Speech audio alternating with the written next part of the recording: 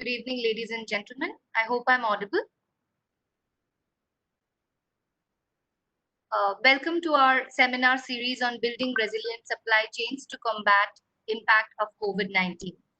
Agriculture supply chains globally have shown resilience so far, and disruptions have been minimal. Food supply is adequate and markets are relatively stable. Global food markets are expected to remain well balanced, with export availabilities for wheat, maize, rice, soya being more than adequate to meet the anticipated demand. The challenge, however, lies in ensuring reliable flow of commodities from production to consumption geographies. International agencies like FAO, United Nations, as well as World Food Programme have resonated that crisis in terms of panic buying, shortages, and price volatility may set in if the supply is under stress. The supply side pressure was visible in rice value chains in March when Vietnam, one of the largest exporters of rice, stopped exports. Though exports will later reopen in April, there is a worry that if countries like Vietnam, India, Thailand resort to export bans, world rice prices may rise sharply soon. Similar pressure was felt in global prices of wheat. On the contrary, prices of maize, sugar, soybean, cotton seem to be reeling under pressure. With this background, CII's Food and Agriculture Center of Excellence has launched this seminar series to convene commodity specific dialogues with global experts towards identifying the emerging trends, possible impact on businesses, and impact on global food security. Today's seminar focuses on rice. We have with us a very eminent panel of speakers today, and to moderate this very interesting seminar, we have with us Ms. Manisha Gupta, Editor Commodities and Currencies, CNBC TV 18. Ms. Gupta needs no introduction. She is a credible face on Indian media who covers domestic and global commodities and currencies. She has been following the space for more than a decade now. Apart from covering the live market, she also anchors the week commodity champions. Prior to joining Network 18, she was heading commodity research for leading brokerage firms. Ms. Gupta holds an MBA in International Export-Import Regulations. Over to you, Ms. Gupta.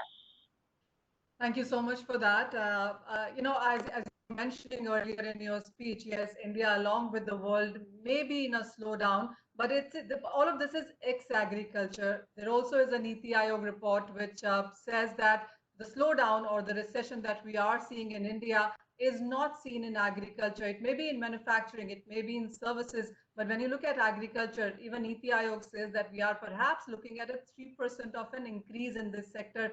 So that is the kind of resilience that we've seen come in for this sector. Well, yes, when it comes to supply chains, there have been some disruptions here and there when the lockdown just began because of COVID-19. But we have seen a lot of all of that being streamlined. There has been a lot of resilience.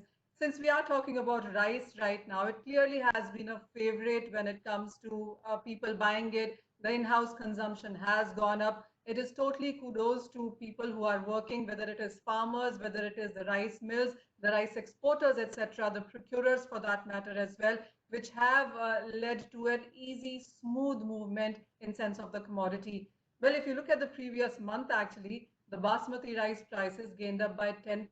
That is when the unlock one happened, and we did see a very strong buying come in from the stockists. The domestic demand has seen some support, and the export opportunities also stand tall.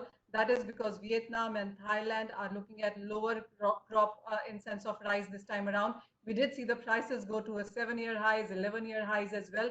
The demand has been strong, and the dry commodities, rice, wheat, etc., have been the commodities of choice, and rice clearly has seen a lot of support because of that.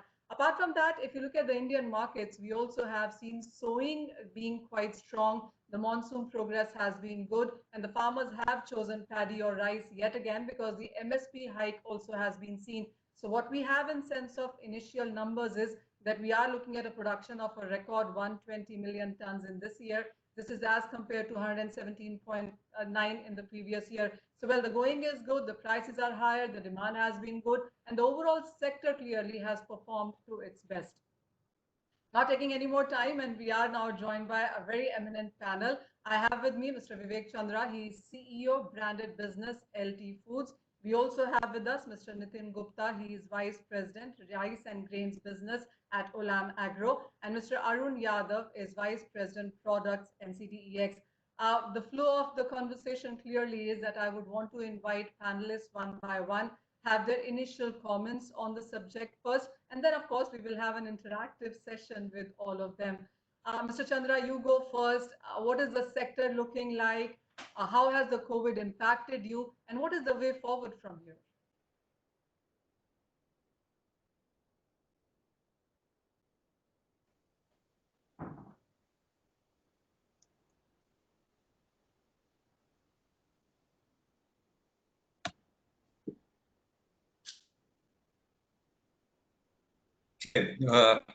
We are talking today about building a resilient supply chain.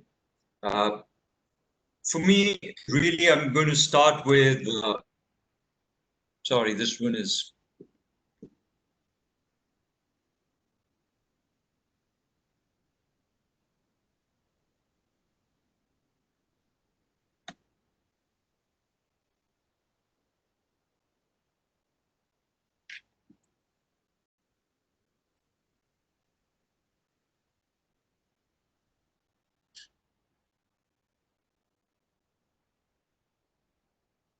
I'm sorry, are you able to see anything on the screen? No, Vivek. Not yet. Let me talk through it instead. So globally, there's about 500 million metric tons of rice, which was consumed last year, making it the second most consumed cereal in the world. Rice varieties vary. Varieties like IR and PR are the daily staple rice because of their lower price. Amongst rice, Basmati is a special rice because of its characteristics of length, sweetness, and aroma. It is a premium price rice variety. LT Foods, the company I work for, is a 70-year-old company, and it started as a Basmati milling and selling operation. Today, we have evolved to become a consumer food company with a branded product portfolio across Basmati rice, rice value-add products, health and convenience foods, and regional rices. We sell our brands in about 80 countries. On the subject of building a resilient supply chain, my focus today is to talk of that in the context of branded Basmati and the demand and supply projections of branded Basmati that will impact it. You will hear the other panelists discuss the supply chain in context of the total rice market in terms of rice commodity trade and factors impacting these. The focus on the farm and the back-end supply is important for building a proper supply chain. But equally important and critical is the front end or the demand end. And I say that not only because that is our business as LT Foods, but also because we strongly believe that ultimately India has to develop resilience and defensibility of its agri-exports. We will have to move up the value chain in agri-export. Value add has to be a key strategic direction for building stability and resilience. In the Basmati category, LT Foods is one of the largest companies in the world and one of the very few with an end-to-end fully integrated operation. We're not a Basmati trading or a commodity player. We are a branded Basmati business with powerful brands like Daawat and Royal. Our flagship brand Daawat commands a leading market share position across the world. In India, we have a 26% market share. In the United States, we have about 50%.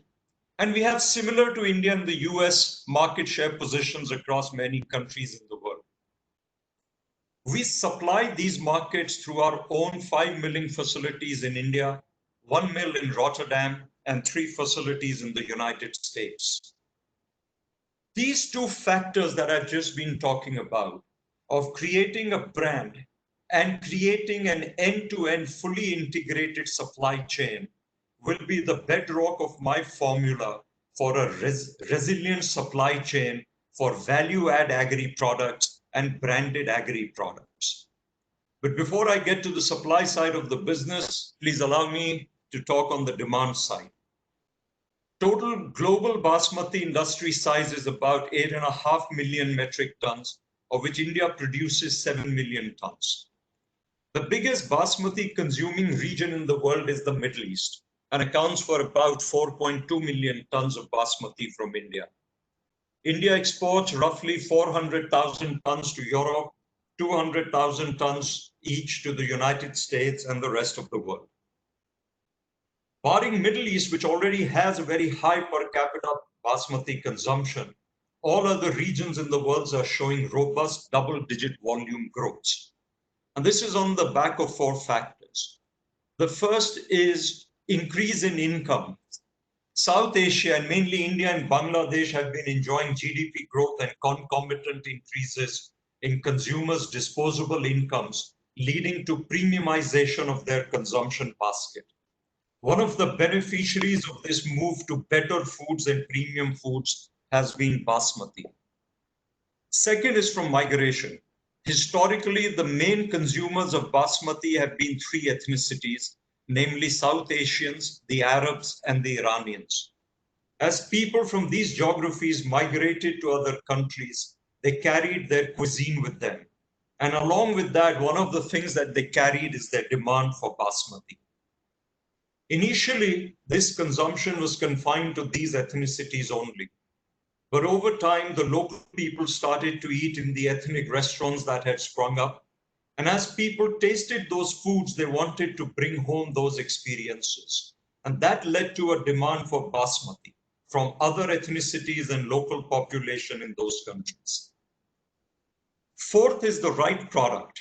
As people bring home world cuisines, they look for an easier way to cook.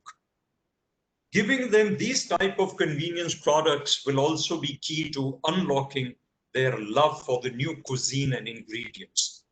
As an example, LT Foods Americas, or US subsidiary, has launched a heat and eat range of basmati products. Growth of agri products or growth of basmati has been continuing for over the last decade. And the most often asked question to us is, how has the demand been impacted by the COVID pandemic? And how do these trends change as a result? Firstly, the trends that I've outlined are fundamental. They are fundamental shifts in consumer consumption behavior, and they will stay. So the underlying trends, we have seen them to be sustaining, but more interestingly, during the pandemic, we saw consumer demand for food and staples rise sharply as more people started to eat at home, and they were eating more meals at home. So basmati demand too has grown. AC Nielsen estimated a 20 to 25% increase, and we are actually seeing this in all the major markets across the world. Coming back to the fundamental piece, growth of agri products and especially value-add agri products is a focus of the government as well. Growth of basmati globally will thus also result from the government efforts and government spendings to promote agri exports from India. Various brand building and market development programs are being contemplated by the government and with active support from CII. These programs, when implemented, will help grow basmati demand amongst the non-basmati eating populations of those countries. Further, growth can be accelerated if government was to financially incentivize companies that are trying to build their agri-based businesses in the export markets.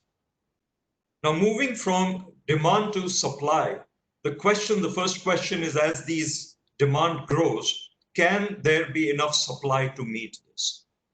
And the first thing that we will have to do is to supply the portfolio that is required there as per the price and consumption structure and making that available. Once we give the customized products, customers easily do not switch away from these solutions. The second resilience that we can build in our supply chain is by creating a brand that consumers can easily identify and trust. Trust is the core of a brand, and it takes time and investment to build. Brand provides resilience. Brand provides sustainability and predictability in demand. which in turn creates resilience and stability in the supply chains. For consumers, a brand is something that they can easily identify and trust, and this takes investment. The third factor that I would say here is a deep, wide reach and an agile supply and distribution mechanism. So in all markets in the world, there really are large format stores. Then there are a lot of neighborhood groceries. And in markets outside India, we have large numbers of what we call ethnic stores, which cater to the diaspora. So any in-market distribution and supply chain must reach all types of stores from where consumption takes place. The closer a supply chain gets to the final consumption, the more demand stable and resilient it is going to be. And the last aspect that I'm going to talk of here is of the agility in the supply chain. It is the ability to shift supply and to shift distribution in response to either spikes in demand or trends which move from one channel to another. Now, companies which already established this could cater to this and could easily switch the product flow. So the key points that I'm making here is that sustainability and resilience comes because of doing the right things to, one, take supply as deep as is economically viable. Second, as wide as the retail formats and the retail structures in that country necessitate.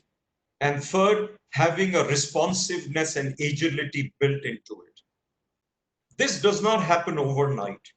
Just like brand building does not happen overnight. These are long-term strategies. These supply chains were built over a period of time. The COVID pandemic has stress tested them, has shown where they are strong and what are the weak points, but you cannot create a whole supply chain just to meet to a demand. Therefore, underlying fundamentally, these things need to be done. Moving from the market supply, getting close to the customers, getting deep and wide, I move now to the back end of which is starts from the farm. And the first point is on the reliability, that will we get the supply necessary to meet the demand. The prognosis for supply of basmati is good. There is land that is available, and new seeds and varieties which give more yield have been developed. Over the last decade, as global basmati demand grew, India's output of basmati has kept pace, and we believe this will continue. There is research ongoing on newer varieties which are higher yielding, and all of this will ensure that basmati output from India can keep pace with growth in demand. The second factor is the recent announcement by the government of the reforms of the market committee functioning and freeing up the restrictions on sale and purchase of paddy. This has opened up the markets to the farmers who can now directly sell to the buyers. This will increase their earnings, and the better farm economics on basmati will further encourage them to grow more basmati. I would also like to state that if the government can help the farmers in warehousing and logistics to move their produce to different markets and help the buyers in logistics to the ports, it will further accelerate the gains from these policies and interventions. Basmati needs to be stored for over a year before it can be marketed. Storage facilities thus also need to be created. Government has announced a 1 lakh crore rupees allocation to India Agri Infrastructure Development. Government should now seriously think of creating for basmati an infrastructure fund for warehousing and storage. Also, if the announced policies are adopted faster by the state governments and they provide the approvals and necessary fundings, it will also facilitate this growth. The second factor where there's a lot of help needed is that this 1 year storage imposes on basmati a huge carrying cost. It is one of the biggest cost element in our products. This interest rate component on India's agri export and the interest rate itself is very high, and it makes us very uncompetitive compared with other countries countries like Thailand and Pakistan, where it's very low. The interest rates compared with markets like Europe are also much higher. This element of costs needs to be brought down if the government is to promote agri exports from India. Subvention is a very big must for India to be able to compete in agri export. Today, it is available to only a few medium-scale enterprises, but subvention on interest cost should be given to all agri exporters. One of the other big issues that needs to be addressed in the supply is the issue of food safety and pesticide residue. Farmers will need to be educated in the use of fertilizers and pesticides.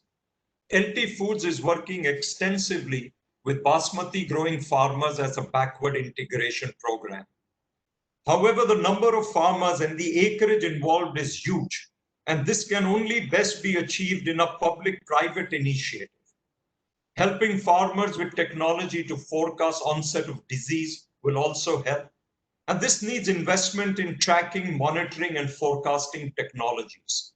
And finally, development of disease-resistant seeds is another step in this, and government should fund this R&D. The second aspect that LT Foods is working on very actively is of sustainable rice production. Sustainability of land and water resources is a very pressing environmental need. And LT Foods has taken a pioneering role here in rice cultivation. We sit on the global SRP board to propagate these practices. But whatever we are doing is right, but a lot more needs to be done. And again, at a much larger scale.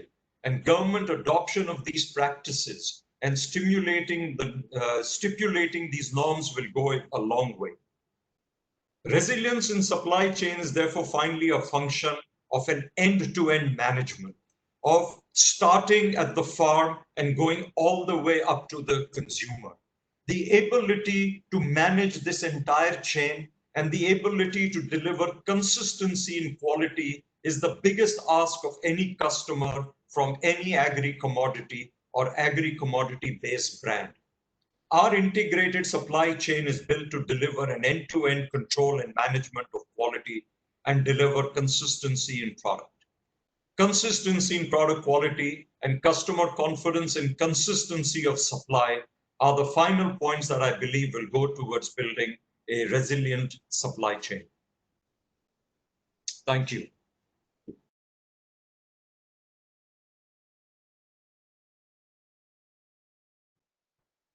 Mr. Chandra, thank you so much for that. Well, you touched upon some very, very important points. Most importantly, the agility of the supply chain, the responsiveness of the system, and that the supply chain has been stress tested by the coronavirus pandemic. And we do stand tall amidst all of these issues as well. I would now like to invite Mr. Nitin Gupta for his initial comments, please. Sure. Thank you, Monisha. And thank you, Vivek, for sharing such valuable insights and very pertinent points in terms of sustainability and resilient supply chain. So taking cue from there, let me just take you through the pain points in the supply chain in the overall rice business scenario, because rice is a very important commodity as far as the global platform is there, and as well as from India point of view. So just before taking you to the supply chain aspect, let me just give you a brief on the overall global landscape point of view. So as far as rice production is there, it's highly concentrated into Asia. So you can see from the presentation that 80 to 85% of the global production is contributed by Asia. And the two countries like India and China, they contribute almost 50% of the total world's production. So highly concentrated towards Asia when it comes to production. But when it comes to distribution from Asia, it is traveling across continents. In fact, all the continents contribute to the production of rice except Antarctica. So it's amongst the top 5 globally produced commodity in the world. And when it comes to trade, so only 10% of the rice traded globally. In fact, 90% of the rice gets consumed wherever it is produced. So you can clearly see that this is how the global trade flow happens as far as the overall rice scenario is there. Coming from India point of view, so India again plays a very strategic role in the overall rice business scenario. for a couple of reasons. One, it is the second largest producer of rice in the world after China. It is the world's largest exporter. So we have been exporting consistently between 10 to 12 million metric ton in the last 5-6 years and occupying the first position, or we are the largest exporter in the world. When it comes to the global trade, I think rice is the only commodity which is contributing 25% of the global trade. Out of 45 to 50 million ton of globally traded rice, India's contribution is roughly 10 to 12 million metric tons. So the only agri commodity which is contributing 25% of the global world's trade. When it comes to agri-export basket in the country, again, rice occupies the leading position. It is contributing almost $7 to $8 billion of total revenue in the agri-export segment out of $38 to $40 billion of total basket size. So it plays a very, very significant role on the Indian agriculture landscape point of view. Even in case of Basmati, as Vivek also mentioned, India is the leader in world's Basmati production and export. When it comes to production and export, India is occupying almost 85 to 90% of the world's trade of Basmati, whether it is on the production side or on the consumption side. So now let us understand that despite India plays such an important role in the overall global platform as far as rice is concerned, that what are the pain points in the overall supply chain. So let us start from the beginning, which is the production point of view, and we'll go to the end market sides in the complete value chain, that where are the pain points in the whole value chain.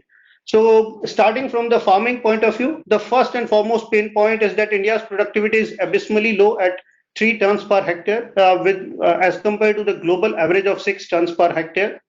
When it comes to the paddy cultivation, we are still relying on the age-old practice of cultivating paddy in the stagnant water. We flooded the area, we grow the paddy, and then we apply the chemicals and fertilizers. So in those anaerobic conditions, because the whole field is flooded, there is no oxygen present over there, so it releases methane gas.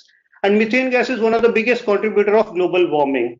And because of that global warming, we are seeing that erratic rainfalls and rice, because 60 to 70% of rice area is in the rain-fed area, so it is impacting the rice cultivation. So on one side, paddy or rice is the biggest contributor in terms of agri-commodities to the global warming. On the other side, it is getting impacted because of that global warming. And in the pursuit of chasing higher yields and productivity, because our yields are relatively low, so our farmers, because of their unawareness, so they end up applying excess chemicals and fertilizers. So that leads to one, the increased cost of cultivation, and second, because of that excess chemicals and fertilizers, our rice is not acceptable in some of the markets, as Vivek mentioned. So the developed worlds like US and Europe, so they are very, very particular when it comes to eating habits. So our rice is frequently getting rejected over there. In fact, our overall share of rice exports into those geographies have declined over a period of time. So these are some of the pain points in the overall farming practices point of view. The next step comes when the paddy gets harvested. So the farmers, in absence of having the right kind of storage or warehouse or even silo facilities, they end up selling their produce to the middlemen. And what happens because of the distress selling, our farmers are today getting only 20 to 25% of the value, which is of the total value, which is finally paid by the end consumer for the final product. So rest all values or the margins getting absorbed in the different legs of supply chain because of the too many layers in this whole value chain. Then the second aspect is once this rice reaches at the port, if it is meant for exports, so our port conditions are not very great in the country. So if I have to give an example for Kakinada, which is one of the biggest break bulk export port in the country, so rice is still handled through Anchorage port. So it's not, the deep sea port is not given to the rice. So that's leading to a lot of increase in the overall cycle time of the rice exports from the country. And because of the poor infrastructure, the storage facilities, the road conditions over there, the input cost or the export cost is going up. So that's making our rice unviable into many of the countries. Then the third and one of the very pertinent aspect from India point of view, because India being a very large and complex geography, so our logistic cost is pretty high. So our rice on an average has to travel 700 to 1,000 kilometers to reach any nearby port. And there are only two modes of transportation available in the country today for transporting that rice. It is either through road or through rail. Whereas if you compare that with other origins like Thailand and Vietnam, so in those countries, most of the rice mills, they are located near riverside. So as and when the rice is getting ready, it is finally getting unloaded onto the barges, and through river route or sea route, they are finally loading onto the vessel. And river or sea route being one of the cheapest mode of transportation, their logistic cost is pretty cheap.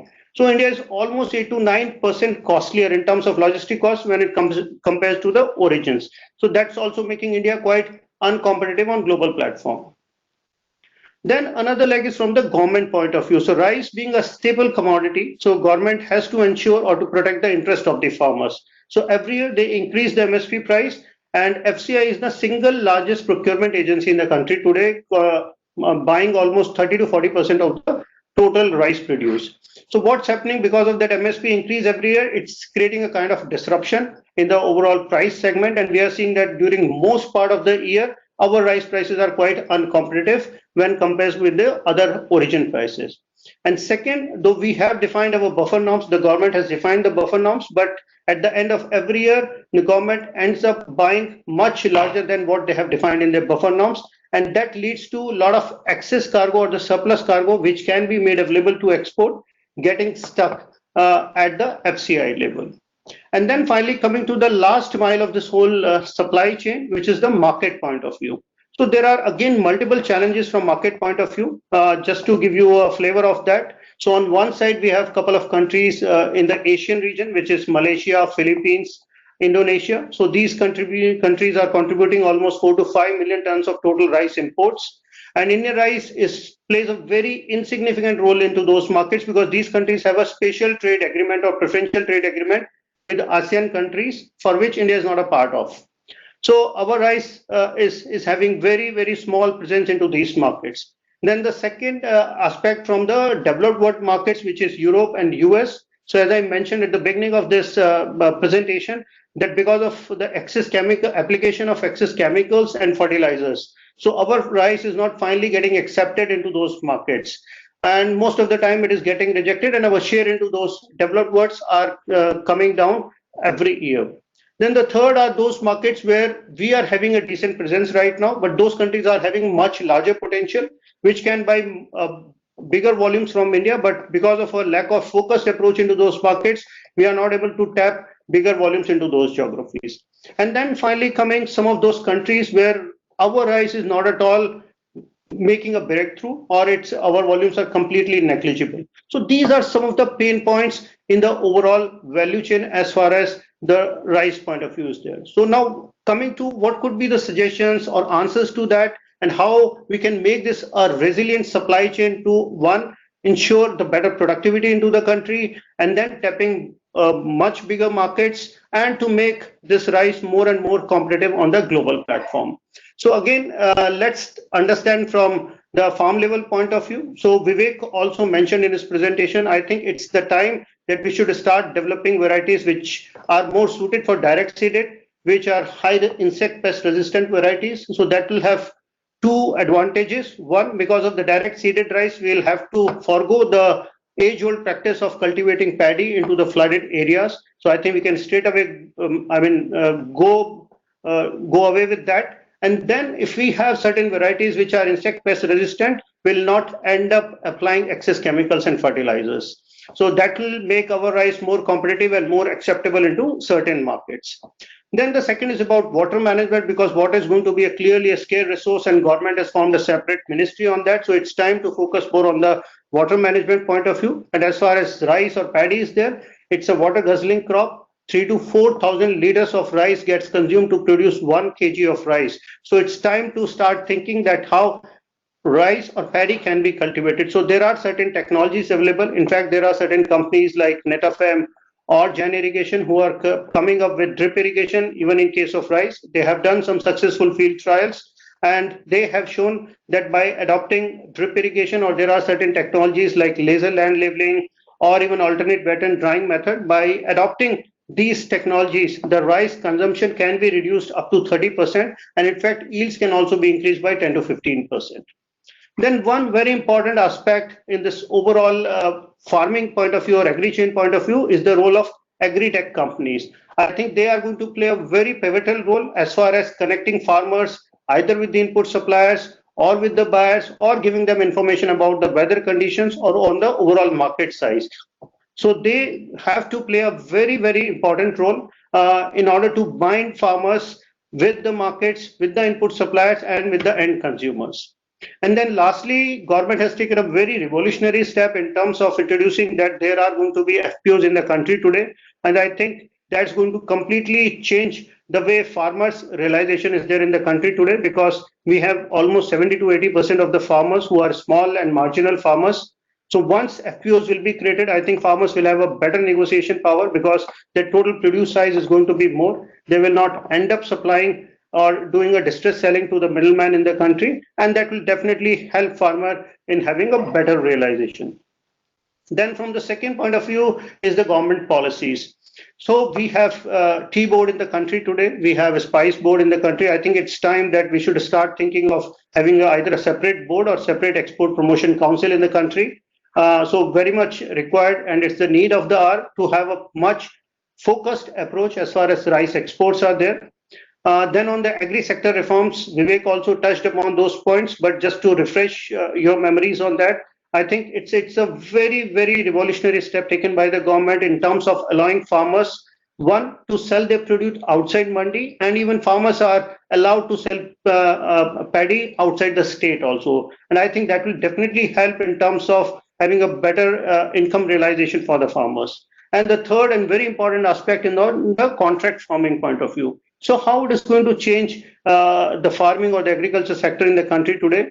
Today, farmers are operating in their own silos. They are not aware about the end consumers or the market requirement, and whatever they are producing are not realizing the right kind of revenue for the farmers. So once agri sector or the private companies will come into picture, they will have a contract farming with the farmers. So that will help farmers, one, in terms of ensuring that they have a buyer at the end of the year to buy their produce. Second, the prices can be fixed at the beginning of the year for better realization to the farmers. And the third, all these companies can ensure and work very closely with the farmers and grow to suggest them the right kind of agriculture packages and practices to grow the paddy or rice in line with the end consumers or the market's requirement. So that will ultimately help farmers in terms of getting a better realization.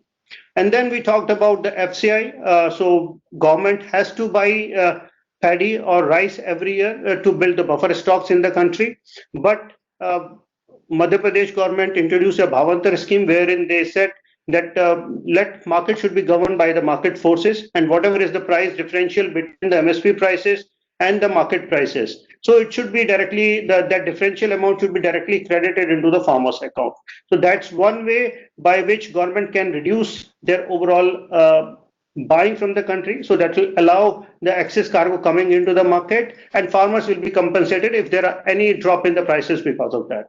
And the second, whatever the excess stocks are there in the country today, because our rice stocks in the country are almost 3 to 4 times more than the buffer norms defined in the country. So it's time that the government should think of start releasing those stocks. And once those stocks are available, it will definitely going to boost rice exports in the country. Then the third is from the logistics and infrastructure point of view. I think the first and foremost important aspect in this case would be about warehousing and storage facilities for the farmers.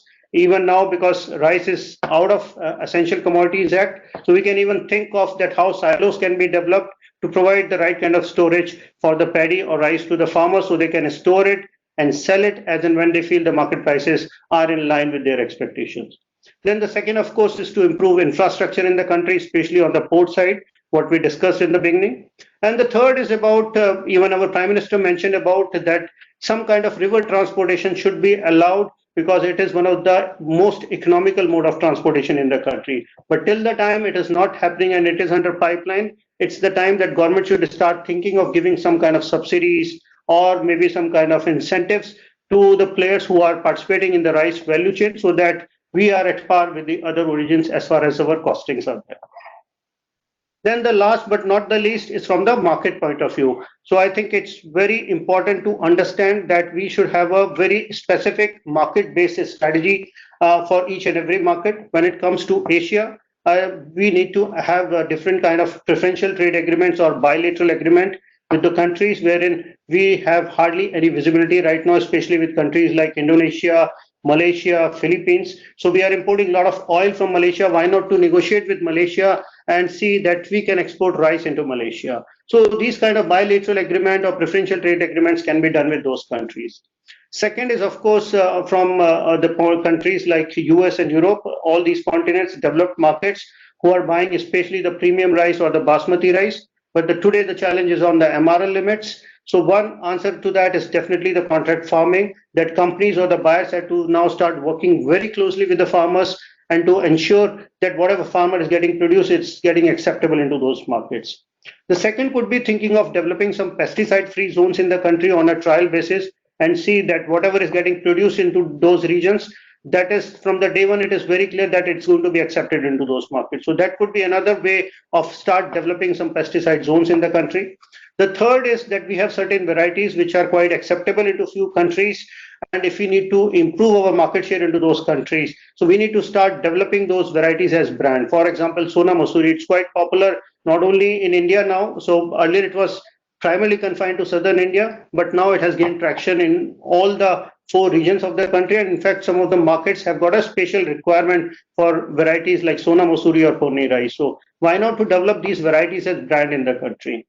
Then there are certain markets where we hardly have any visibility right now. So if there are players who want to or who dare to venture out and want to explore and push some rice into those markets, I think volume-based market schemes is the need of the hour, and government should definitely support the rice players for that. And last but not the least, and especially after this COVID, we are seeing that the consumer buying or consumption pattern is going to change. So there's going to be too much focus on health, safety, and hygiene aspect of it. So why just to limit ourselves to the normal varieties of rice? I think it's time that India should start looking beyond the normal basmati and non-basmati varieties. And in fact, we should go for premium products or value-added products to push those products into the market. For example, today fortified rice is the need of the hour. In fact, countries like Africa, so they are looking for, because they have malnourished population in the world, so they are looking for fortified rice which has got added nutrients into it. So that's one answer for the current situation. The second could be organic rice for developed markets.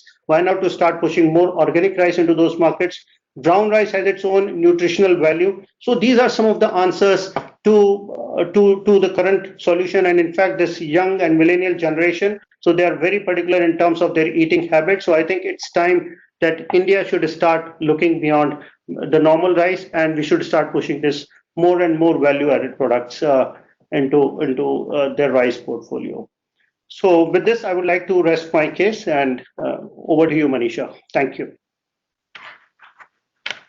Thank you, Mr. Prasad, so much for that. Well, absolutely. You know, this is a debate that we've had so many times, that India has so many rice varieties. If only we could profile them, market them, brand them better, I think we have way more to cover in sense of rice here. But I do get your point on the pain points as well, whether it has been about productivity, logistics, whether it has been about the higher cost or storage. Yes, there is a lot of ground that still needs to be covered. But thank you so much for that.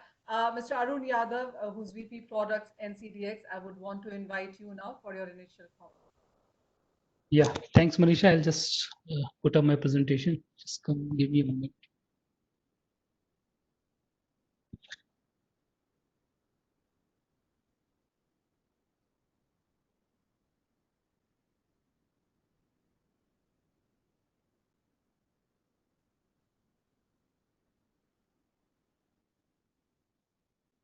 Yeah, I hope it is visible.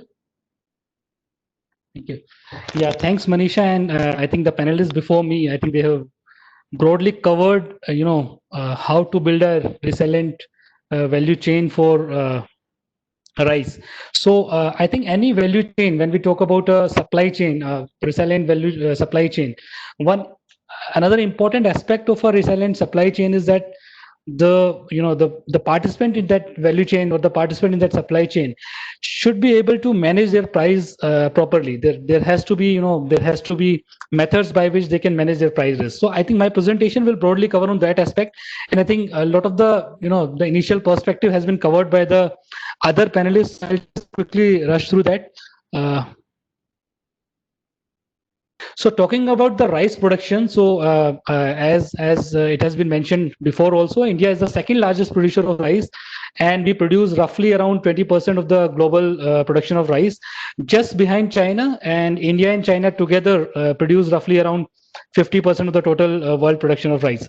So predominantly the rice crop is concentrated in the Asian continent, and especially in the Indian subcontinent and the area surrounding that. If we talk about Indian scenario of rice, so what we have observed is that in last of, initially when green revolution came up, the production of all the cereal crop has grown up tremendously, but in last 10, 12, 15 years we have seen a compounded average growth rate of roughly around 1.5% in case of rice. And mostly the rice production, as my fellow panelists also mentioned, that it is there in every continent except probably in Antarctica. Similarly, in India, it is grown in most of the states, but predominantly there are 5 states, which is your UP, Punjab, West Bengal, Odisha, and Bihar. I think these are the states which these 5 states approximately produce roughly around 50-55% of the total rice production in India. Moving on to basmati, because basmati is something which is freely traded. It is not regulated by government as such, because there is no government intervention in terms of procurement at all in basmati, and it is the major, India is the major producer in this. So if we talk about basmati, India produces around 70%, or in fact more, of the global production. So out of around 8 to 9 million metric ton, India produces around 5 to 6 million metric ton of the production. And among basmati, the major variety that is produced is Pusa basmati, Pusa 1121. So if we talk about the major areas, so Haryana, Punjab, Uttar Pradesh, Uttarakhand, so these are the major states where majorly the basmati rice is produced. Moving about India's exports, so I think it has been mentioned that India exports a lot of rice, and if we look at the total quantum or the total value of the exports that is being done from India in terms of rice, so we export roughly around, the exports that we do for rice are roughly around 50,000 crore in terms of in rupee value in a year, and it is in fact the highest agri export that we do from our country. Now out of that, roughly 30,000 crore is of basmati variety, and it has in 1819 the basmati export has grown by roughly around 10%. And we export roughly around 4 to 5 million metric ton of basmati rice. So majorly we export to Iran, Saudi Arabia, Iraq, mainly the Middle Eastern countries. But because of the ongoing tensions into US and Iran tensions, what we have noticed is that Iran has slipped down. Usually it used to be the top importer of India basmati, but now it has slipped down, and mostly Saudi Arabia and UAE have taken over. But still, as I mentioned, the Middle Eastern countries are the major importers of basmati rice from India. Now talking about non-basmati, so only 8% of the total production is exported, and majorly the export destination are India's neighbors like Nepal, Bangladesh, and the African countries. So the non-basmati export is roughly around 20,000 crore in a year. So it is higher in terms of quantity if we compare it with basmati rice, but the value wise, because it is cheaper compared to basmati, value wise the value is roughly around 50% less compared to the export of basmati rice from India. Now, why another aspect that that has been touched upon by the other panelists also is that the role of FCI, or the role of government in paddy in India. So what we have observed over the years is that the minimum support price for paddy has grown tremendously in last couple of years. And what has happened because of that, the production has gone up, but at the same time, the government's role in terms of procurement has also increased a lot. So if we look at the amount of procurement that the government is doing now, last year or in the current 19-20 year procurement year, the government has procured 50 million metric ton of 50 million metric ton of rice, so which is highest ever, right? 43% of your total production. And what is happening is that a lot of this rice is moving into FCI godowns, and then that is impacting the overall market also, because what what it has been mentioned by the other panelists also, because a major chunk of stocks are taken off the market by the government. Well, the government has its own things to do. They have to provide the rice to, they have to provide rice for different schemes that they run, right? They have to provide it to the poor of the country. But at the same time, what is happening is that, and they also have to support farmers who are growing rice. But at the same time, what is happening is that the value chain of this commodity are unable to, unable to trade in this commodity in their full capacity because of this, kind of interference that is coming from FCI. So I think my fellow panelists have also mentioned that there are other better ways that the government can utilize, probably the Bhavantar Yojana, which has already been used in case of certain commodities in MP, like they have done it in soybean, they have done it in paddy, in MP. So probably that is one scheme that probably the government can look at replicating. There are further, there are other ways also in which you can utilize the exchange traded futures and options in order to fulfill your requirement of benefiting farmers, and at the same time not impacting the usual trade flow of the market. So we will talk about that also in the coming slides. Yeah. Now, another important aspect that I want to speak upon is that, when we talk about paddy and especially basmati, now basmati trade is completely free. There is no government intervention, as I just said, that in case of no government intervention in terms of procurement and all. But what we have observed is that the volatility of basmati is quite high. So it is between 20 to 30%. Now, when we talk about volatility, let me just, just for the sake of the audience, let me just tell them that, some of the commodities which are traded on the exchange platform, some of the most volatile commodities such as guar seed, guar gum, right, in agri and non-agri commodities like, crude oil, except, the last year. So these commodities also have the same amount of volatility. They are also around 20-25% volatility. So the paddy, especially the basmati, has almost the same volatility which other commodities have. And that is precisely the reason why, the two of the exchanges, right, not only one. In fact, two exchanges introduced trading into basmati Pusa 1121 last year, right? And this volatility makes it very important to, for the market participant to have a platform where they can probably hedge their price risk, because this volatility at times impacts not only the participant in the value chain, but it also impacts the financial institutions which have lended to these kind of, the value chain participants. So just to how this volatility can be managed, what can be done. So just because in order to mitigate this risk, what can be done is that since the prices are very volatile, so now exchanges have provided futures contract in basmati Pusa 1121. So these exchange traded contracts can be used for hedging the price risk by both buyer as well as the seller. And in fact, I'm glad to tell that around more than 200 FPOs are now they have registered themselves to trade on exchange platform in various commodities, and they are utilizing the platforms, and approximately 100 of them have already utilized the platform to directly hedge their price risk on the exchange platform. And in fact, a lot of them have already given delivery also onto the exchange platform. So not only from a trader's perspective or a processor's perspective, futures contracts can be used even by the by the first person in the value chain, which is the farmer in the FPOs, right? Now, another unique thing about the exchange is that there is no counterparty risk in case of exchanges traded futures, because when you trade on exchange, the exchange becomes the counterparty, and it by the way of margins, by the way of risk management policy, the exchange manages the counterparty risk. And the third thing is because there is complete anonymity of your trade. So when you're trading on a futures platform, your trade is completely anonymous. Nobody knows who is trading. So that is another aspect that comes into picture when you trade on a futures platform. And using all these aspects, you can definitely manage your price risk. Now, what value does a futures platform add to the different different value chain participant in a value, whether it is a value chain of rice or, for that matter, any other commodity? So basically, a futures platform allows the value chain participants to come together on a single platform. So what it will do, it will bring in participants who are the actual users of that commodity, who are known as hedgers. It will also bring in some funds. Yeah, right now, mutual funds are also allowed to trade in commodities. AIF category 3 funds are also allowed to trade in commodities. PMS are also allowed to trade in commodities. So all that fund will also come into that into the market. And what will happen is that basically the risk that this particular value chain participant, which is the hedger, the risk that he is facing, actually that risk gets transferred to someone who is ready to take that risk, and who is the guy who is, who just want to invest in the commodity and probably want some return, right? So that risk get transferred from the hedger and to the person who is ready to take that risk, to the investor. And not only that, the information is flows seamlessly. So when you trade on exchange platform, the information flows seamlessly from one participant to other participant in terms of price. I mean, the information is not about who is trading, but the information uh, related to the price discovery that is happening on the exchange platform.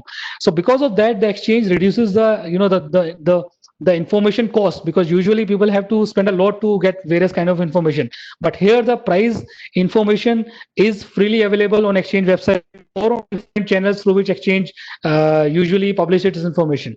So that is something where the exchange comes into picture. And I think some of the aspects that the fellow panelists also talked about, whether it is related to warehousing, whether it is relating to risk management, right? So some of them are definitely, and whether it is related to how to provide the right price to the producer of the crop, which is the farmer or the FPO.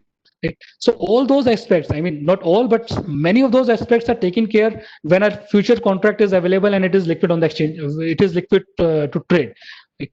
So yeah.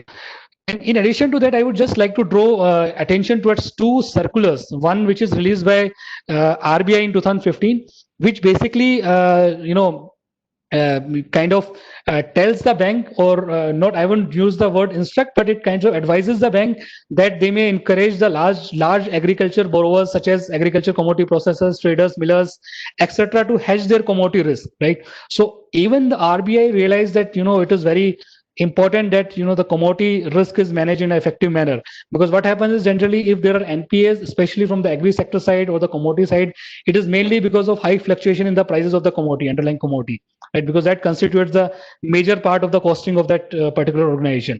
So even they have kind of issues advisory, or issued a advice to the banks that they should help their clients and make their clients learn about or educate their clients on the various aspects of hedging, and how they can utilize the futures contracts or the options contracts which are available on the exchange platform to manage their price risk. In addition to that, in 2018, SEBI also came out with a circular wherein they have said, any listed entity which has any kind of commodity risk, so they have to disclose that commodity risk. So probably that is the first step in the direction of kind of telling, or kind of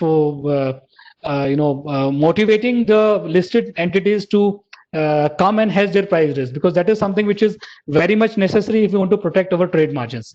So I mean, with this, I just rest my case. Thank you. Over to you, Manisha. Mr. Yadav, thank you so much for that. Well, absolutely. With the kind of price moves that we have seen, especially in case of Basmati, I mean, as I was telling in my opening comments itself, that in the last 2 months, 10% of gains in the Basmati prices is what we already have witnessed. So yes, it is imperative that we hedge it, and the whole supply chain, starting right from the farmers, processors, exporters, mills, etc., should actually be making use of the platform there. And as you said, it's really heartening to know that 200 FPOs are already listed on NCDX. They do trade there. So yes, the platform is clearly being used for the price risk management. Amazing conversations from all of you, the initial comments that you said. But Mr. Chandra, I want to come to you now. And you were telling us on the emerging trends that the industry seems to be looking at right now. And I know that LT has launched Kappa Rice. Railways industry is the first one to be using it. How have you seen the COVID change the industry? People or industries or economies take years to change, but the kind of changes that we've seen happen in last 3 or 4 months have been way faster than what countries have done in years. Yes, I mean, just building off that, of what you were saying, I was reading in I think it was a McKinsey report, that what COVID has achieved in 2 months for online sales, the billions of dollars spent in the last decade by the players could not. So in fact, I think they were quoting figures like online used to be 3 to 4% of the grocery business, and has jumped to about 14 to 15%. I think in some of the cities in India, it probably has gone higher. It will settle certainly at around that 14-15%. So some of the things that have changed really are the shopping habits of the consumer, whether it is staples or whatever it is. The channels from where they are shopping has changed. During COVID, right now, as people are avoiding places where there are people, there are crowds. So neighborhood grocery shopping channel has really gained predominance. The other piece around this whole thing of avoiding crowded places, I mean, we know all of this. Nobody's eating out. So eating at home has gone up dramatically during COVID. In fact, dramatically means it's been the only place where people have eaten. But even when it opens up, we believe that for quite some time, consumption at home is going to increase. Now, you mentioned kappa rice. It is one of the things that we have done. The other thing that we believe will happen is when you're cooking so many meals at home, variety and experimentation is going to come. And so brands that are going to be able to help people cook different, whether it's different cuisine or is just different from the regular, I think that is something that is going to be there. And once it comes in, once people start to experiment, and I think as we're hearing, people are experimenting, people are learning how to cook. So this whole activity has taken on a new meaning from a chore. The other thing I think that has happened, it was mentioned, I think Arun mentioned that health, nutrition are two trends that have come in. And it's not just, one is this whole fear. And this fear is, I believe the fear is going to get people into brands because that's brands about trust. So I think that's going to be a trend that you will see. But this whole health and nutrition. So Daawat has launched, for example, a fortified rice fortified with iron and vitamin. Daawat's brown rice is the leader in the category as it is. So I think these kind of things which do not take away from the hedonism of eating, but can give you nutrition, can give you some immunity, can give you some health. I think that trend is going to come in. And I think the last sort of piece about is the fact that people are going to be consuming more. So we are going to see much more in-home consumption, 20 to 25% increase. But on the counter side of it, the consumption of rice and basmati, which was in the food service sector, the HoReCa sector, that's pretty much gone away. So now newer chains, the take homes and the deliveries are going to compensate. So I think for the companies, the last piece is going to be just back to that agility and flexibility in supplying where the new demands are coming. So I think that's really, COVID has fundamentally changed some behaviors.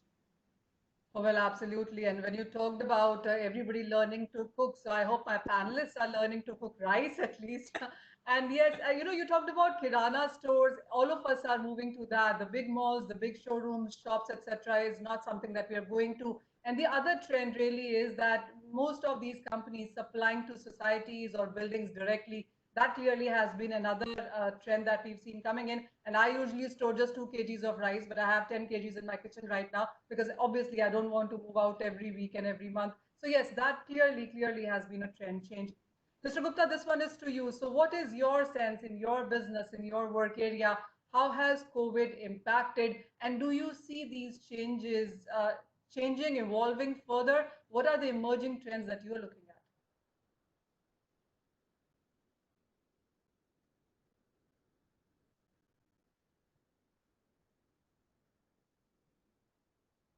Mr. Gupta, I hope you're not on mute because we can't hear you. I'm sorry. Am I audible now? Yeah, thank you. So Manisha, as you mentioned in the beginning about Vietnam, so let me just start with the global perspective first. So going forward, I think the whole world is going to have more inward-looking policies as far as the rice procurement or the consumption is there. So it's all started with Vietnam, as you mentioned in the beginning, that Vietnam imposed a ban in the month of March, then April, they started doing some relaxations, and May, June onwards, there were further relaxations because they were not very clear in terms of that what kind of stocks they are holding and whether they will have self-sufficiency in terms of rice consumption in the country, because 50% of the Vietnam rice getting produced is consumed within the country and 50% is getting exported. Then came Myanmar. So Myanmar again imposed certain kind of restrictions wherein they issued certain licenses to very selected players, and they said that beyond those licenses you can't export. So they also were worried about their overall rice stocks in the country. Cambodia, they completely did a blanket ban, and still that blanket ban continues in Cambodia. Come Pakistan, so Pakistan also imported a rice ban in their country, but because of the political pressures within few hours, they had to lift it, the ban. So India, I think, was the only country in the origination point of view, because we were sitting on some huge stocks. Our overall crop size were really great, so India didn't impose any such restriction. Coming on to the consumption country point of view, I think again there the countries have now started realizing the importance of having food safety stocks into those countries. And that's where we have seen, whether it was about Africa or even the US and Europe market, everybody started looking for building more and more rice stocks into the country. So that's where there was a sudden surge in the demand of overall rice export as and when this COVID situation happened, and we saw that most of the countries went under the lockdown. So the whole world is now changing the way the rice buying or the consumption was happening, and the whole policies, the government policies will be more inward looking. Everybody wants to set their house right first, and then they want to go for export. So I think in this overall scheme of things, India as a country has a lot to gain from it. One, because we are an perennially exportable surplus country, so our production, as you mentioned also, that we are now this year gunning for 120 million metric ton of rice production, whereas India's consumption lies somewhere between 100 to 105 million metric ton. So India has perennially surplus rice of 15 million metric ton, whereas our exports are 10 to 12 million metric ton. So another 3, 4, 5 million metric ton India can always export. So that's where, and then second, seeing the export policies now, government is more focusing onto that part. So one, the agriculture sector reforms which we have seen. So it's a very bold and revolutionary step which I think India was looking for the last 70 years. But finally, this government has taken a step and ensured that this reform should happen. And now farmers will be more free to start selling their produce not only outside the mandi, but even outside their state also. And once this whole contract farming thing will come into the picture, I think that will be again a very, very important, it's going to play a very important role, not only from the farmer's point of view, but from the consuming market point of view also, because today what is happening, the things are moving in silo. The whole consumption or the buying pattern is changing very fast. So as we have just mentioned that even because of the COVID, so what things could not be done in the last 10 years, so it has done in the last 2-3 months only. Even the consumption pattern is changing pretty fast. So the production has to be in line with the market's requirement. And I think this step, this agriculture reform is a right step moving in those directions. So I think these are some of the clearly visible changing pattern or trends on the global platform. Well, they sure are, yes, and the life is not going to be same as what we hear from various experts there. But this one is to you, Mr. Yadav. So whether it is about export or import or the procurement policies that the government has, we have seen price move a lot. I mean, yes, it has been excluded from the Essential Commodities Act as of now. Do you see then more and more people coming into the exchange to hedge the price risk? So yeah, Manisha. So I think one important thing that has happened during the COVID time, which is I think the most critical thing, most important thing that has happened is that what has not happened in last 10-15 years, the kind of reforms, those have happened in just 1-2-3 months, right? In last 3 months we have seen 2-3 major reforms that have taken place. And Manisha, you're covering commodities from a very, very long time, and you understand that, you know, when we talk about pulses, a lot of people don't participate just because it comes under essential commodity, right? So a lot of funds, a lot of mutual funds which are coming up, they just don't want to participate because, you know, it comes under essential commodity, right? Now, since that rule has been amended, right? And in addition to that, the second thing is now, you know, anybody can come and purchase outside mandi. Now you look at the mandi tax that are there right now, you know, different state charge roughly between say 1.5% to 4 and 5%, right? So that is the costing that is getting added up without any actual benefit, right? So probably there is some benefit that it acts as an aggregation point where the farmer brings in his produce, right? But the costing is huge, 4 to 5%, right? In some states. So that costing, I think what will happen is that a lot of people will come up they will directly buy from the farmers, and essentially some part of that, that profit will be passed on to the farmers, right? And a lot of new participants will also be now able to participate freely, which they were not able to do until now. Just to give you an example, in many states, what in Haryana also, we started our contract as a basis center in Haryana when we launched paddy. So later on, what we understood is that, when you move your cargo from, say, one mandi jurisdiction to other mandi jurisdiction, you probably have to pay the mandi tax again, right? And that has been a very, very difficult situation for anyone who is not a processor to trade. So in such a situation, it becomes very difficult, and then we have to shift our contract basis from Haryana to Rajasthan, because the policies there are comparatively better in this aspect. Right? But now, since it become a free market, I think anybody can come and participate, and we will see probably this season. We haven't seen the participation growing because things have just started happening. A lot of people still do not believe that so many reforms have actually come up, because they were waiting for last 10-15 years, and since it has happened so quickly, a lot of the people that we talk to, they still don't believe that it has actually happened, right? So I think it will take some time, but a lot of people have already started utilizing the benefit of these reforms, and I think in time to come, probably in the next Kharif season, we will see a lot of new participants coming onto the exchange platform and hedging their prices. Well, you know what they say, that you needed perhaps a pandemic to push a lot of reforms, and that's exactly what we have seen in the last 4 or 5 months. But this one is to you, Mr. Chandra, and I want to talk about the supply chain now, because yes, initially when the lockdown was announced, we did see, a lot of logistics breakdown, transportation, migrant issues, labor wasn't there. A lot of mills had to shut down as well. But as we stand today, and all of you have risen to this opportunity, what is the capacity utilization that you see in the industry for your company as well? How are the logistics? What is the transportation looking like? What calculations and numbers are you putting forth? And for how many months are you looking at dealing with this pandemic? See, the first thing is being an essential product.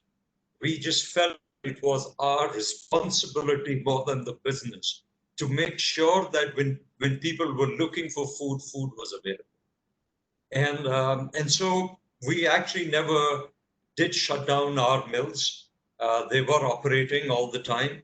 We, of course, slowed it down to make sure that all the necessary precautions in terms of social distancing, the staggering of people, the sanitization, all those were put in place.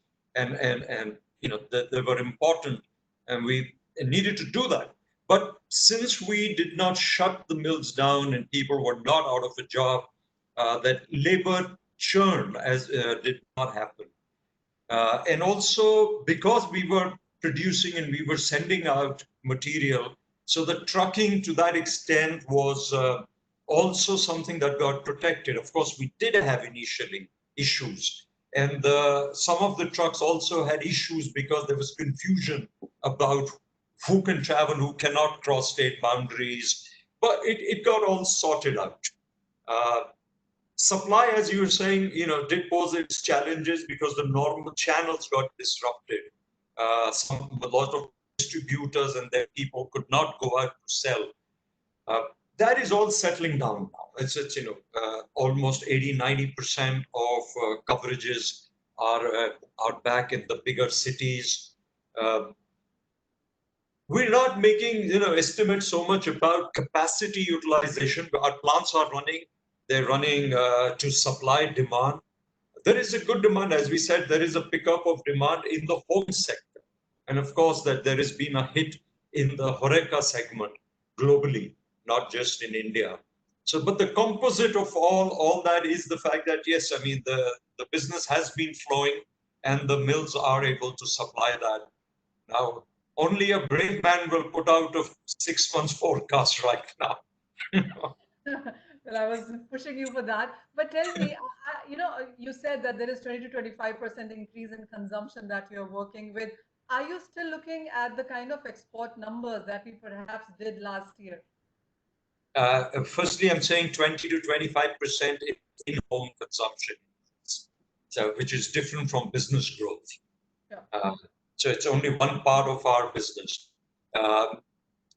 See, again, as we look at export, the way we think of export is the fact that we have markets and consumers. Nitin both spoke about the fact that of the 7 million tons basmati that is produced in India, 5 million goes out. It goes out because that's where it's consumed. So the whole aspect of export is the fact that it is following where the consumption is.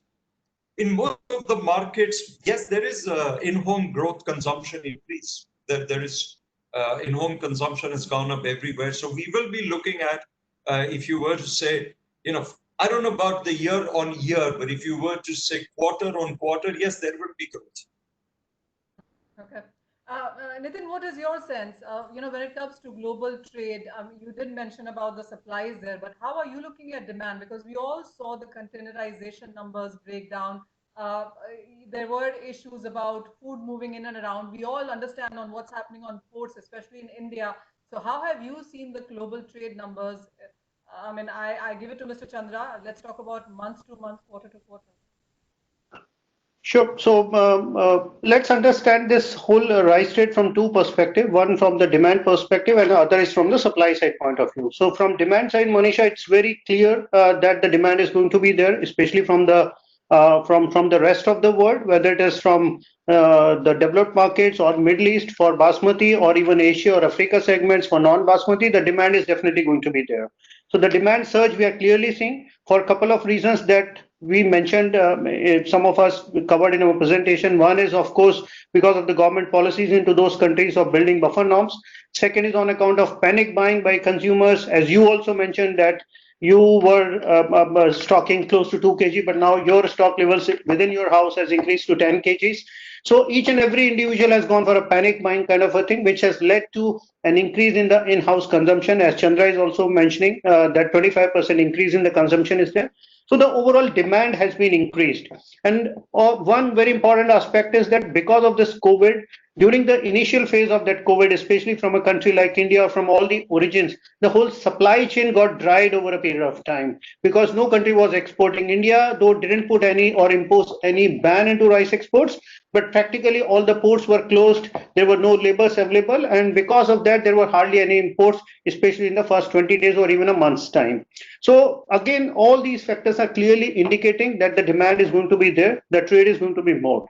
But now coming on to the supply point of view, I think it's very important to understand rice from the supply side point of view, and especially from a country like India. So the bigger challenges are there in the pipeline. So on terms of supply chain, the biggest challenge one is in terms of labor, because we have seen labor migration from most of the rice producing states into the country back to Bihar, UP, Odisha, so into those states. So labor availability is a bigger challenge, and where rice is a highly labor intensive crop, whether it is on the farming side or it is on the milling side. So if labor availability is a challenge, so supporting that kind of demand, it's going to be tough.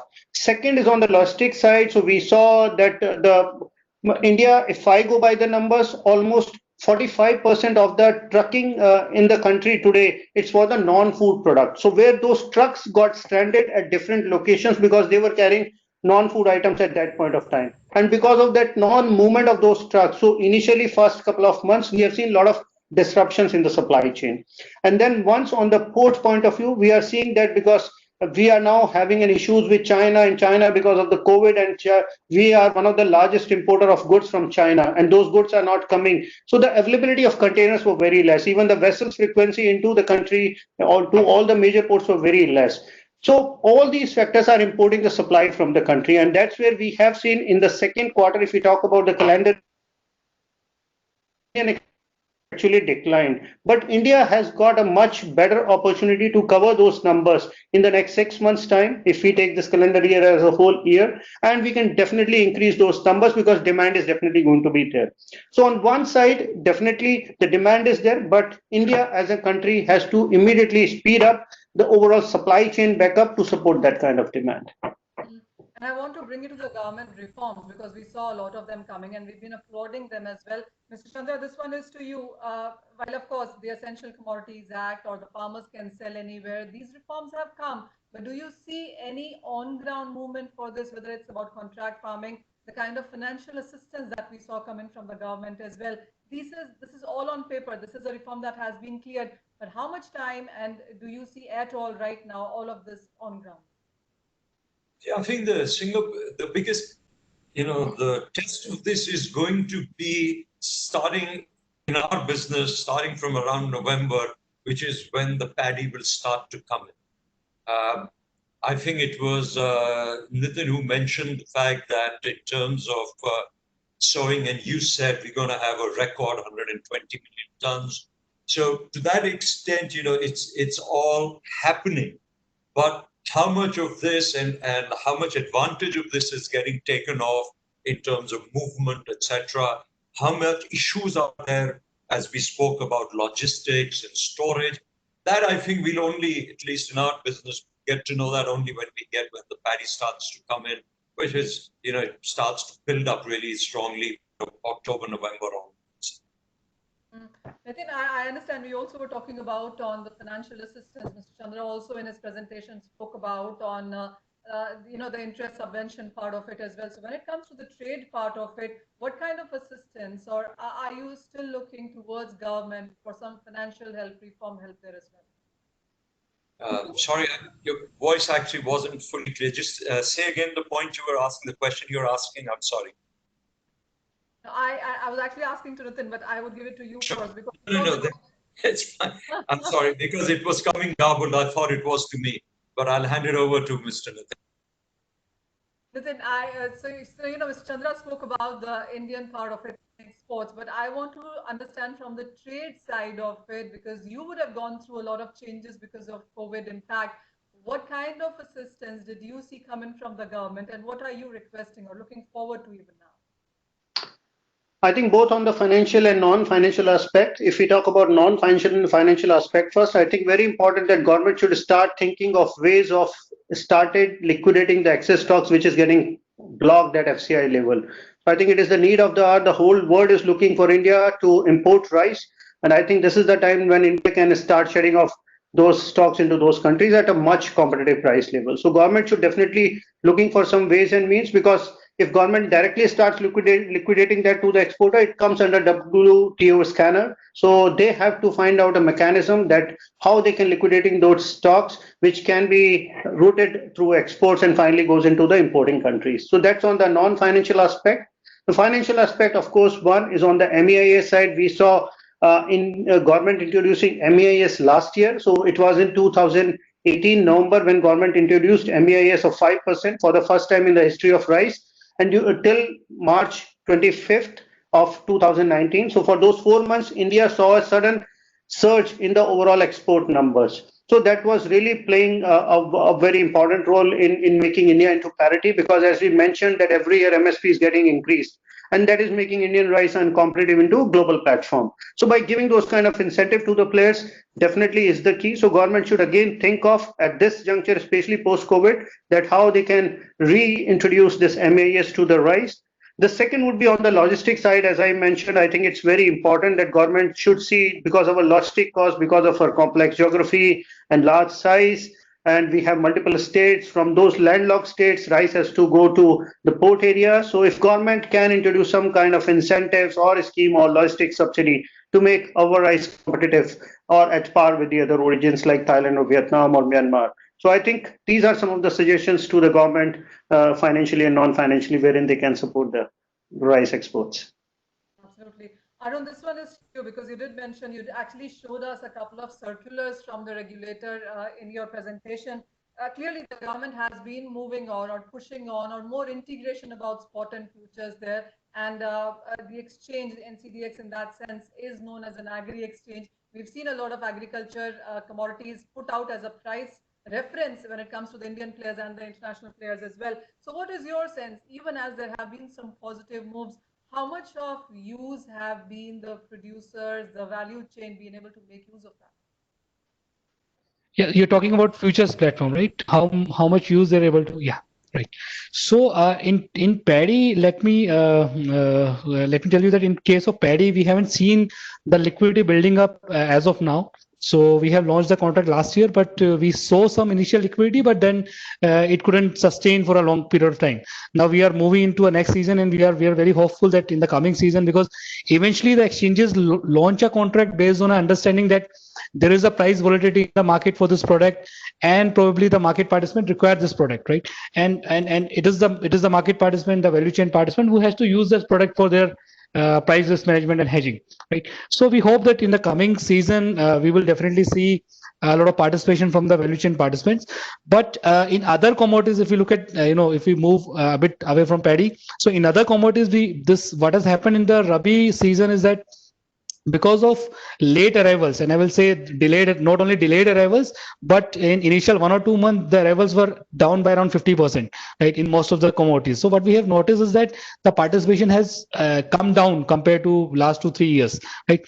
But as I said, because of the reforms that have come into picture, we are very hopeful that in the coming kharif season, because I think the situation has normalized, not 100% normalized, but yeah, probably 80-90% it has reached to that level. And probably by the time we reach the next kharif season, situation will be kind of normal, at least in terms of agriculture markets, and we will see the participation back, and not only the participation back, but probably we will see the additional participation, because a lot of people who have still not tasted agri markets will come and trade, because now I think it is open for them.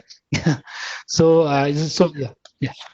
Oh, well, absolutely. And to all categories, I mean, as you were mentioning earlier, Yeah. processors to hedgers to mutual funds and AIF, there is the whole bunch that the regulator clearly has opened up. There's a joke going around, if I'm not sure if you guys have seen it, but it says in 2015, if you were asked on where would you see yourself in 5 years, so here is 2020, and perhaps nobody got right. And Mr. Chandra has already put me down that I cannot tell you on what's going to happen in the next 6 months now. But I am going to push you, gentlemen, on telling me on what is your sense on the markets. And Mr. Chandra, I would want to begin with you. The next 3 or 6 months, take your pick, because everybody is talking about the overall 2020 now. We have seen targets being cut. We've seen, economic contraction numbers being given out almost by all agencies. But when it comes to specifically about rice, what kind of move ahead are you looking at for the industry? How do you look at the industry evolving? And if I can please tell you to stick your neck out and tell me what your sense is on the prices moving forward as well. Yeah, I think I very difficult. I'm struggling on to the fact that that any demand forecast that we put out is a composite. It is of all the constituents in the factors that we are constantly looking at is out of home and in home and by geographies. And so different geographies are playing out very, very different. As an example, we would say that, Middle East, which has typically out of home, could be anything from 30 to 40% of a market's consumption. Middle East, some markets it's high, which has completely gone away. However, the exodus of the people from the countries back to their homes also did not take place because there are no international flights, say for India. So the Indians who are there. So they are in a way countervailing the effect of the loss of what we are seeing out of home. Now to predict what will happen when markets open. So the reality is that countries and markets will have to open. You cannot stay locked down forever. And so people are going to learn to live with this, but live carefully, live in a different behavior. So if I have to stick my neck out, I would say that at an overall level, I don't think we will see a shrinkage of the basmati consumption volumes. I think there will be offsets here by one sector, one country versus the other. If, however, this is a prolonged thing where the incomes and the economies are shrinking, but personal income starts to shrink dramatically for the consuming population, I think that we're going to see perhaps in 6 months' time. So if you're asking me for the next 6 months, I don't think the total basmati category will show a shrinkage globally.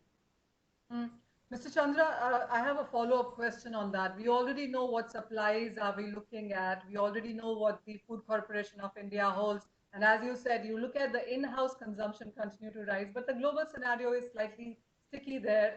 But what is your sense also on the prices going forward? Because the last couple of months have seen an increase in prices with the kind of supplies that we have, with the kind of uncertainty that there already is, and the price rise already has happened. How do you look at the price scenario from here? See, the prices firmed up from very low levels. And so there, I mean, we're not saying that the prices are at a historic high of any kind. So the prices were low, they've firmed up. I think there's sort of, if you were to do an analysis of prices barring 1 or 2 years, there is this kind of sort of band within a band movement that you would typically get. And you're seeing that. So I don't think there's sort of anything to ring the alarm bells. I think this is sort of in the band in which it will be operating. All right. Nitin, what is your sense? I'm asking all of you to be very brave. What is the next 6-month scenario for you when it comes to demand and supply? What are the markets preparing themselves for? Manisha, I feel that agriculture has already started showing the green shoots in the overall economy. I think it's the only sector which is performing better than the expectations. And it is the least impacted sector, so to say, because of the COVID. And within agriculture, if I have to talk about rice, I think rice is going on perfectly right direction. The monsoon is playing fairly well. We have seen monsoon doing 15% more in the whole month of June as compared to the average. The overall production, we are seeing a record time high. So what else India could ask for, especially during this COVID times? So as far as the production side is there, I don't see any challenge onto that. Supply side, there are certain disruptions, and we have seen those disruptions getting over in the last 1 month itself. The reverse migration also, we have started hearing that the reverse migration has also started. And if that happens in the next 3 to 6 months' time, I think to a certain extent, the supply chain problem will also get resolved. And as I was talking about the demand side, I think the demand is going to be robust. India has to remain competitive in the global perspective if we talk about the export point of view, and that will come only when we have the exportable surplus and the very competitive price in the overall economic point of view. And if you talk to me about the way things will move forward, I think there are going to be two key enablers, especially in rice scenario. One is the digitalization. So we have seen a lot of e-commerce players. So the rice demand through e-commerce platform, it's gaining traction, and that's going to be much more. The second is on the sustainability point of view. I think it's the time that India should think that whatever we are growing, it should be right for the environment, right for the society, and right for the individual. So that sustainability aspect will definitely come into the picture, especially now when people will be more conscious on their health and hygiene point of view. So these two things are going to play a very critical role, and if that happens, I see that India will be at a very, very attractive positions on the global platform as far as the rice is there. And if you talk about the price side, so the prices in the country, I think they have already bottomed out. So we don't see any further drop in the prices, and there is no point that India should continue to drop prices, because if you have the right prices, then ultimately it's going to contribute to your revenue or the export basket. But definitely it's going to move in a certain range, and if India goes beyond that, which I don't see a near future possibility, then India will be out of parity. So I think it's going to be a range bound, but it has already come to the rock bottom level. From here onwards, we can see some upward movement in the overall rice prices in the next 6 months' time. All right. So both the gentlemen telling us that the prices are apt, and we could only see some more gains coming in from here. We are in prime actually when it comes to supplies. The market demand is there, so there is actually more upside to this one.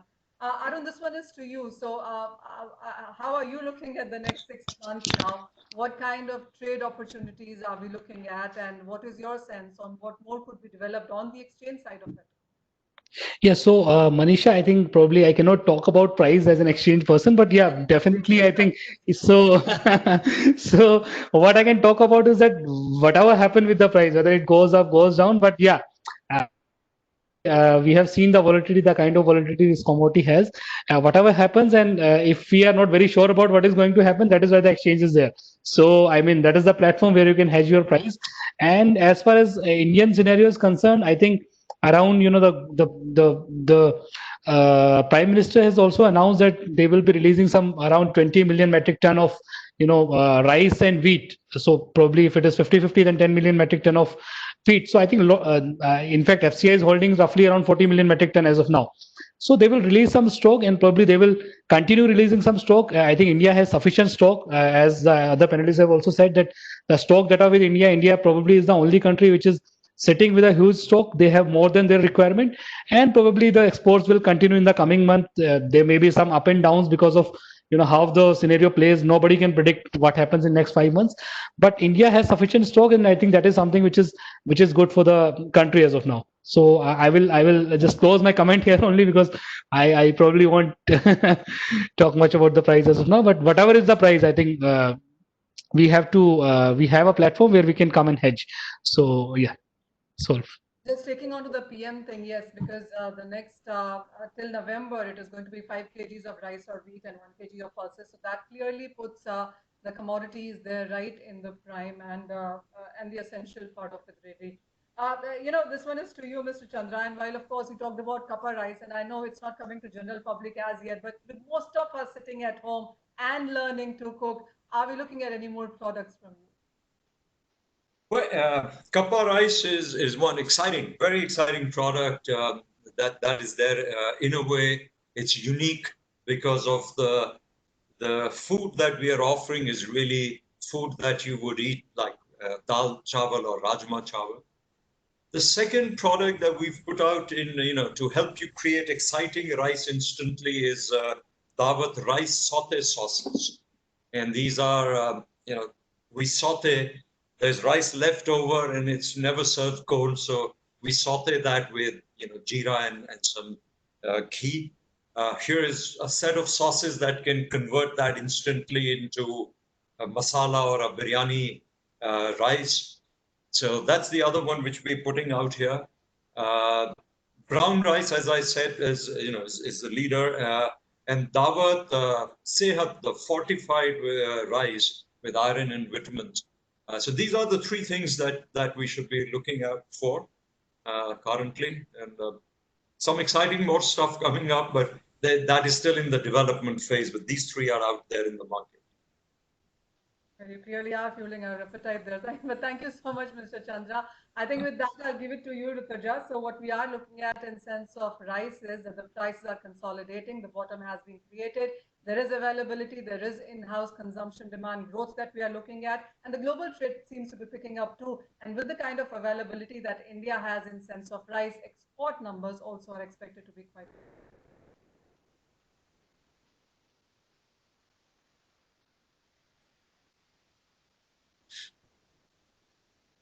Thank you so much, Ms. Gupta. Very special thanks to our esteemed panel for this very interesting discussion. Also, thank you, participants. I hope you found the session engaging and insightful. A quick feedback form has been shared with you on the chat box. We request you to please do drop your feedback. We will be emailing across the form as well to you right after. Also, please join us for the upcoming sessions in the series, which will focus on wheat, corn, cotton, coffee, and soya bean. Once again, thank you so much for joining us. I hope it has been an interesting session for you. Thank you. Thank you. thank you. Thank you, everyone. Thanks. Thank you.